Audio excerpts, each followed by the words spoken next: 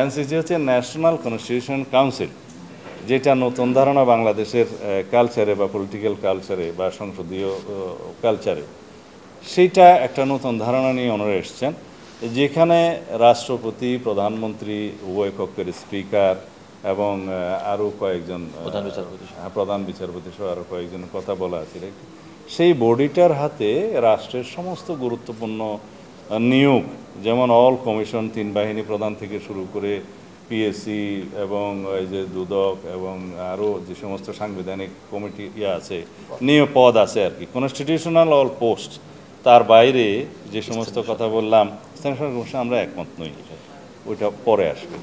তো এই সমস্ত নিয়োগের ক্ষেত্রে প্রধান এবং সদস্য সবার নিয়োগের ক্ষেত্রে যে তাদেরকে ক্ষমতা দেওয়ার, জুরিসডিকশন দেওয়ার কথা বলা আছে, এগুলো আমরা একমত নই। এই জন্য যে রাষ্ট্রের মধ্যে আর এক্সিকিউটিভের ফাংশনটাকে এত বেশি লিমিট করা হবে যে এক্সিকিউটিভ এবং প্রধানমন্ত্রী, যিনি জীবনে আমি ডাকি, তাদের আর তেমন কোনো রাষ্ট্র পরিচালনার ক্ষেত্রে এখতিয়ার এত বেশি লিমিট করা হয়ে যাবে যে রাষ্ট্র পরিচালনার দায় হয়ে যাবে, অথচ রেসপন্সিবিলিটি থাকবে ইলেক্টেড রিপ্রেজেন্টেটিভ হিসেবে জনগণের কাছে এবং সংসদের কাছে সেই নির্বাচিত প্রধানমন্ত্রীর, অথচ তার কাছে তেমন কোনো পাওয়ার দেয়া থাকলো না।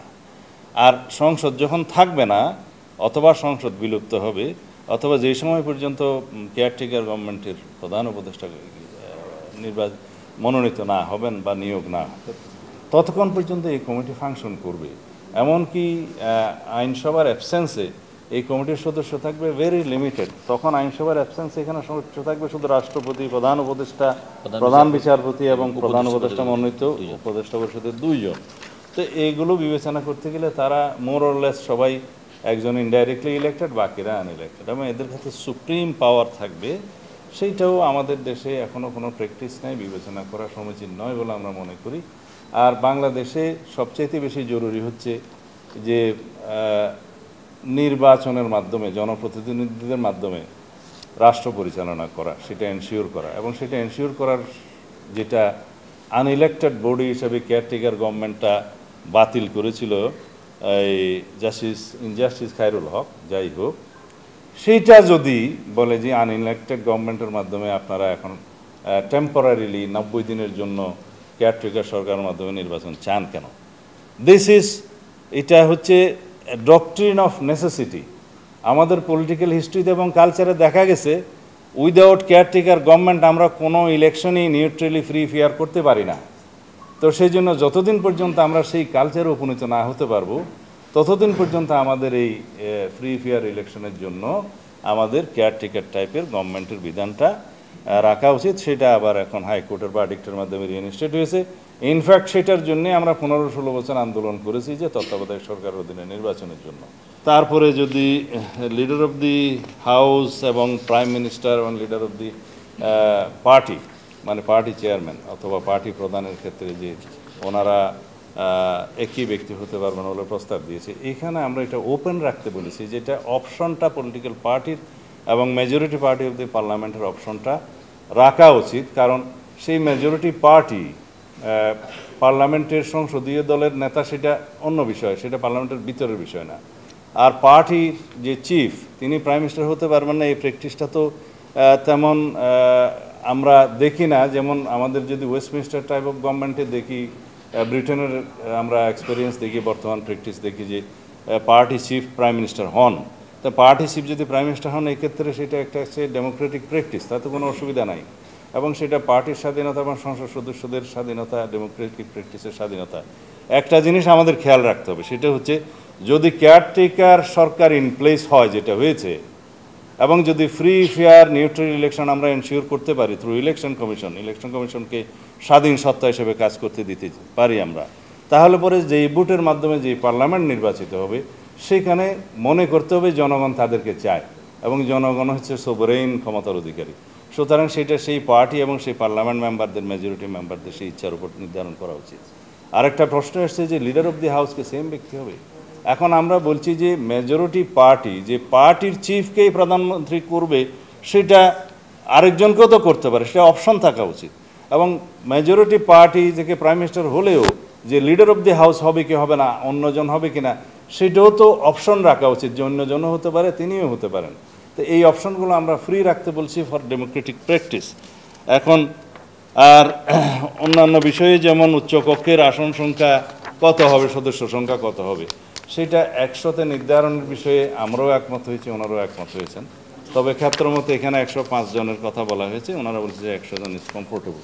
এখন সেটার উচ্চকক্ষের মনোনয়ন পদ্ধতি বা নির্বাচন পদ্ধতি কী হবে, কারা আসবে, প্রপোর্শনেট আসবে কি নাই আসবে, তা আমরা বলেছি সেটা আগে দ্বিকক্ষ বিশিষ্ট পার্লামেন্টের অ্যামেন্ডমেন্টটা সংসদে গৃহীত হোক, দ্বিকক্ষ নির্মিত হোক, তারপরে সেই নিয়োগ প্রক্রিয়া সম্পর্কে সংসদে আলাপ আলোচনার মধ্য দিয়ে সেই মনোনয়ন প্রক্রিয়া, নির্বাচন প্রক্রিয়াটা নির্ধারণ হওয়া ভালো। এইখানে আলাপ আলোচনাটা ওনাদের সাথে আমাদের একমত হয়নি, এটা পেন্ডিং আছে, এটা ওনারা চিন্তা করবেন বলেছেন আর কি। আর অন্যান্য বিষয়গুলোতে যেমন উচ্চকক্ষে নিম্ন কক্ষের পাশ হওয়া বিল আমরা একমত হয়েছি যে একবার প্রেরণ হবে, এবং উচ্চকক্ষ যদি সেটা একবার আলোচনা করে তাদের সুপারিশ এবং রিকমেন্ডেশন সহ যদি অন্য কোনো মতামত সহ থাকে সেটা নিম্নকক্ষে প্রেরণ করবে, নিম্নকক্ষ সেটা বিবেচনা করে তারপরে রাষ্ট্রপতির কাছে যাবে। এই পর্যন্ত বলা আছে। উচ্চকক্ষে এক মাস না, সেটা হচ্ছে, আর উচ্চকক্ষে যে কোনো বিল 1 মাসের বেশি যাতে পেন্ডিং না থাকে সেটা একটা বাধ্যবাধকতা দেওয়া হয়েছে। আমরা মেয়াদ, রাষ্ট্রপতির মেয়াদও 5 বছর, সংসদের মেয়াদও 5 বছর, আর সব কিছুর বিষয়ে আমরা 5 বছরের প্র্যাকটিসের মধ্যে থাকতে চাই। আর যেটা কি বললেন ওই নির্বাচনের ক্ষেত্রে, এক্ষেত্রে একটু ক্লিয়ার ধারণা দিই। প্রধানমন্ত্রী পদটা কিন্তু নির্বাচন হয় না। প্রধানমন্ত্রী হচ্ছে মেজরিটি পার্টি, মানে যিনি নেতা হবেন তাকেও প্রধানমন্ত্রী করা যেতে পারে, এবং মেজরিটি পার্টি যদি ডিসাইড করে উনি ছাড়া আরেকজন হবেন সেটাও হইতে পারে। এটা ইলেক্টেড হয় না পার্লামেন্টের সংসদ সদস্যের মাধ্যমে। It is all about the majority party matter. ওই পর্যন্ত আসি নাই, আসলে বলবো। তারপরও বলে রাখি যে আমরা আমাদের প্রস্তাব যেটা, এটা হচ্ছে যে not more than 2 consecutive terms, অর্থাৎ পর 2বারের বেশি কেউ একজন প্রধানমন্ত্রী থাকতে পারবেন না। তার মানে দাঁড়াচ্ছে যদি 2বারের পর একবার গ্যাপ হয়, তার পরবর্তীকালে যদি জনগণ নির্বাচন করে সেই পার্টিকে মেজরিটি পার্টি হিসাবে, সেই পার্টি যদি ডিসাইড করে তাহলে সেই একই ব্যক্তি প্রধানমন্ত্রী হতেও পারেন। কিন্তু কথা হচ্ছে যে কেন ধরে নিচ্ছেন যে সেম লিডার বা সেম ব্যক্তি বারবার হবেন? আমরা তো এখানে অপশনটা রাখতে চাই যে বাধ্যবাধকতা করা যাবে না। যেমন একজন ব্যক্তি যে তৃতীয়বার আবার এসে প্রধানমন্ত্রী হতে পারবেন না এক টার্মের পরে, সেই বিষয়ে কোনো বাধ্যবাধকতা করা যাবে না। হতে পারবেন, নাও হলে সেটা সেই পার্টির বিষয়ে থাকবে। এটা Democratic practice. Which is important is, জনগণ যদি থ্রু ফ্রি ফেয়ার ইলেকশনের মাধ্যমে কেয়ারটেকার সরকারের সিস্টেমে যদি কোনো পার্টিকে মেজরিটি দেয়, তার মানে জনগণ তাদেরকে চায়। তাহলে সোভারেন জনগণের ইচ্ছা যেভাবে প্রতিফলিত হওয়া উচিত সেভাবেই হবে।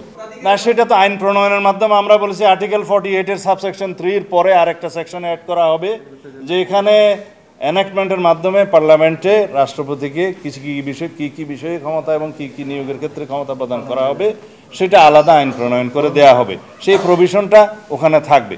বিস্তারিত বিষয় কিন্তু সংবিধানে থাকে না, মূল বিষয়টা থাকে, তার ভিত্তিতে আইন প্রণীত হয়। নির্বাহী বিভাগের মধ্যে একটা গুরুত্বপূর্ণ আলোচনা, সেটা হচ্ছে যে রাষ্ট্রপতিকে আর্টিকেল 48 দিয়ে শুরু, রাষ্ট্রপতি আর্টিকেল 48-এ সাবসেকশন 3-এর পরে একটা নতুন সেকশন আমরা ইনক্লুড করার জন্য আগে থেকে আমাদের প্রস্তাবে ছিল, যেটা বিএনপির পক্ষ থেকে ডিটেইল প্রস্তাব আমরা দিয়েছিলাম। তাতে সেখানে আমরা উল্লেখ করেছি যে একটা নতুন বিধান করা যাবে যে রাষ্ট্রপতিকে কী বিষয়ে ক্ষমতায়িত করে আইন প্রণয়ন করা যায় সেই সমস্ত বিষয়, এবং নির্ধারিত কিছু বিষয় এবং নিয়োগের বিষয়ে আমরা একমত হয়েছি, যেগুলো নতুন আইন প্রণয়ন করে সংসদে প্রণীত করা যাবে। সেই ক্ষেত্রে চেক অ্যান্ড ব্যালেন্স এবং রাষ্ট্রপতিকে মোর এম্পাওয়ার করা আর কি, সেটা নিশ্চিত করা হবে।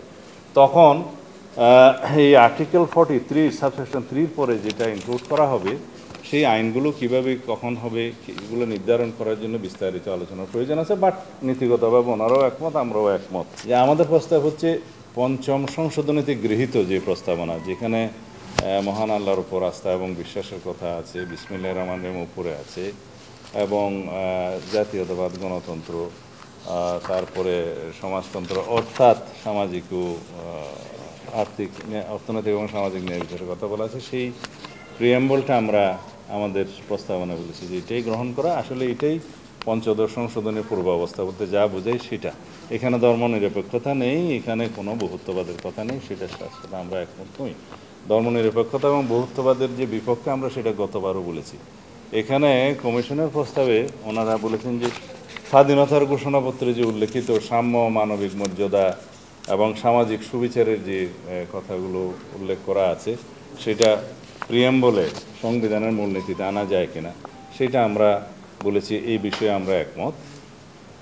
এবং বিদ্যমান সংবিধানের যেটা পঞ্চদশ সংশোধন পরবর্তীতে সেখানে যে প্রিয়াম্বল আছে এটার সাথে আমরা একমত নয়, সেটা রিমুভ করতে হবে। তারপরে আসলো প্রজাতন্ত্র এবং গণপ্রজাতন্ত্রী বাংলাদেশের ক্ষেত্রে ওনারা যে নাগরিকতন্ত্র এবং গণপ্রজাতন্ত্রী বাংলাদেশ শব্দ জনগণতন্ত্রী বাংলাদেশ লেখার কথা বলেছে, সেই বিষয়ে আমরা আগেও বলেছি যে রাষ্ট্রের নাম পরিবর্তনের এখানে কোনো যৌক্তিক কারণ নাই। এটা দীর্ঘদিনের 54 বছরের প্র্যাকটিসের মাধ্যমে জনগণ গ্রহণ করেছে। আর তাছাড়া এই বিষয়ে কথা বলতে গেলে অনেক কথা বলতে হয়। এটা একটা ইটালিক অরিজিন শব্দ রেস পাবলিকা থেকে রিপাবলিকের, সেটা অর্থাৎ এটা রেস মানে জিনিস, পাবলিকা মানে জনগণের জিনিস, সেটা হচ্ছে জনগণেরই তন্ত্র। এটা কোনো রাজতন্ত্রের বিপক্ষে উচ্চারিত শব্দ নয়, এটা হচ্ছে জনগণ কর্তৃক জনগণের শাসনের তন্ত্র, প্রজাতন্ত্রী এখানে উল্লেখ করা হয়েছে। এখানে রাজা এবং প্রজার কোনো সম্পর্ক নেই। আসলে জনগণ হচ্ছে সোভারেইন অথরিটি হিসাবে জনগণের নির্বাচিত প্রতিনিধিরাই সোভারেইন পার্লামেন্টে আসে এবং সোভারেইন হাউসে সার্বভৌম হাউসে জনগণের সার্বভৌমত্ব প্রকাশ করে এবং সেখানে আইন প্রণীত হয়। আইনই হচ্ছে এখানে প্রধান এবং আইনের দ্বারা যারা শাসিত হয় তারাই আইন প্রণয়ন করেন, আবার আইনের দ্বারাই তারা শাসিত হয়। এখানে আইনটাই হচ্ছে মুখ্য। সুতরাং এই জায়গায় বিভ্রান্তির কোনো প্রয়োজন নেই। এটা গণপ্রজাতন্ত্রী বাংলাদেশ যেটা লেখা আছে আগে সংবিধানের বাংলা যারা প্রণয়ন করেছিলেন সেটা গৃহীত হয়েছে, ওভাবেই থাকুক। ওনারাও বলেছেন যে এখানে আমাদের কোনো রিজিড অবস্থান নেই, ইট ইজ ওকে। আর এরপরে আমরা রাষ্ট্র পরিচালনার মূলনীতিতে একইভাবে সাম্য, মানবিক মর্যাদা এবং সামাজিক ন্যায় বিচার এই কথাগুলো ওখানেও আমরা ধারণ করার ক্ষেত্রে একমত হয়েছি। এখানে ওনাদের একটা প্রস্তাব ছিল, যেহেতু ধর্মনিরপেক্ষতা আমরা রহিত করার জন্য ওনাদেরই প্রস্তাব, সেই ক্ষেত্রে ওনারা এটা পরিষ্কারভাবে কিছু জিনিস এখানে অন্তর্ভুক্ত করতে চান। যেমন বাংলাদেশ একটি বহু জাতি গোষ্ঠী, বহুধর্মী, বহুভাষী ও বহু সংস্কৃতির দেশ, যেখানে সকল সম্প্রদায়ের সহ অবস্থান ও যথাযথ মর্যাদা নিশ্চিত করা হবে। এটা উল্লেখ করা যায় কিনা সেটাতে আমরা একমত হয়েছি যে উল্লেখ করা যায়, যদি তাতে অসুবিধা না হয় আর কি। আর বহুত্ববাদের কথা তো আগেই বলেছি, সেটা আমরা বিপক্ষে।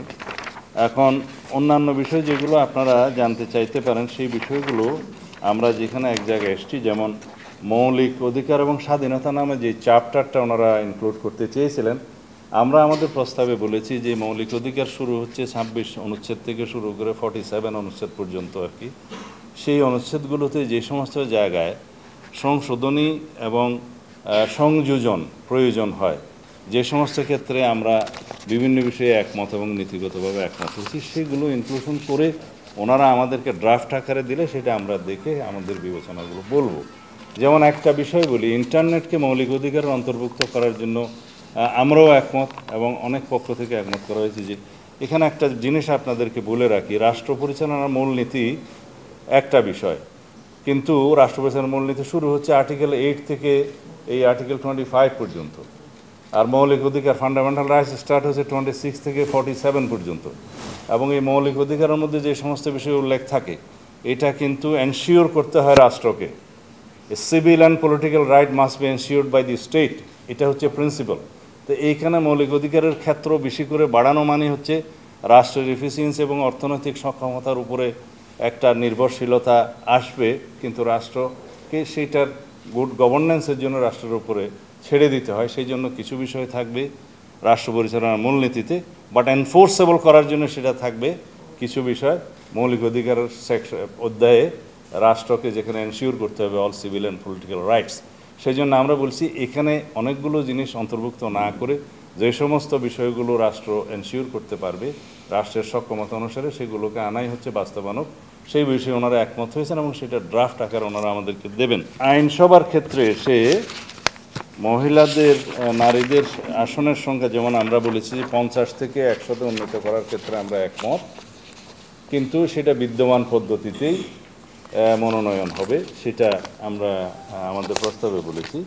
বাট এইটা আমরা বলেছি যে নেক্সট পার্লামেন্ট গঠন হওয়ার পরে যখন 300 ডাইরেক্টলি নির্বাচিত হবে এবং সংসদের সংশোধনী গৃহীত হলে বর্তমানের 50 এবং প্লাস আরও 50 নিয়ে যে 100 গঠিত হবে, সেই 400 সদস্য বিশিষ্ট সংসদে বিষয়গুলো বিস্তারিত আলোচনা করে কোন পদ্ধতিতে তার পরবর্তী সংসদে নারীদের নির্বাচনটা নারী আসন নির্বাচনটা হবে, সেটা তখন সংসদে বিস্তারিত আলোচনার মাধ্যমে নির্ধারণ করা হবে। বর্তমানের জন্য এক্সিস্টিং পদ্ধতি আমরা মনে করেছি যে অ্যাপ্রোপ্রিয়েট। তারপরে ন্যূনতম বয়স 21-এর ক্ষেত্রে আমরা দ্বিমত। আর প্রাইম মিনিস্টারের ক্ষমতা চেক অ্যান্ড ব্যালেন্স করার জন্য যেটা আর্টিকেল 70-র কথা বলা আছে এবং সংসদের সদস্যদের স্বাধীনতা বাড়ানোর জন্য যে কথাগুলো বলা আছে, এটা বিগত দিনে আমরা আলাপ করেছি, আজকে যদি আবার করি তাহলে আলাপ দীর্ঘ হয়ে যাবে।